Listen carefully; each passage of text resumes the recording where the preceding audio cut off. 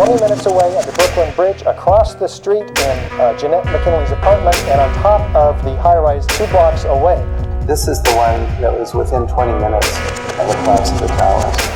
It was a great sample.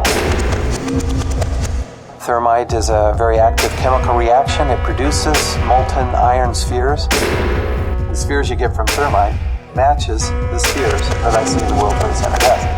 There is no possible source for these iron-rich microspheres except for an aluminothermic reaction under extremely pressurized conditions. 8 weeks later, we still got fires burning. At one point, I think they were about 2,800 degrees. The guys just melt within a few hours. Molten steel running down the channel. USGS found not only iron-rich, but molybdenum-rich spheres. Now that speaks to a much higher temperature required for molten molybdenum to form spheres.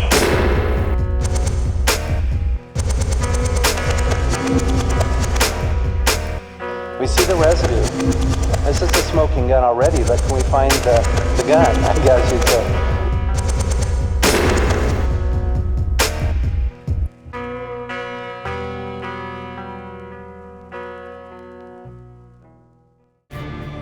These tiny chips that have the unignited thermite in them. They're unignited materials. Now they may also be partially ignited. This is high-tech stuff, nano-sized particles of iron and aluminum.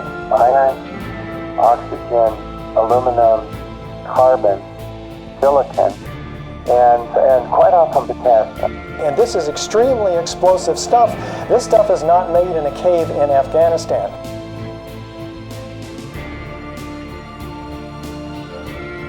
After the red chips are ignited, you have just an abundance of these little iron-rich spheres. They're beautiful, these little iron-rich spheres, and there's silicon-rich spheres too, which tend to be translucent, and they're beautiful. You know, if nothing else, there's a certain element of beauty, and from a point of view of science, it's exciting.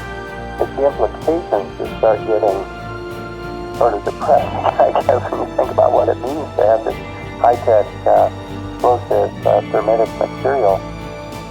There it is telling you that there is something awful that happened on 9/11.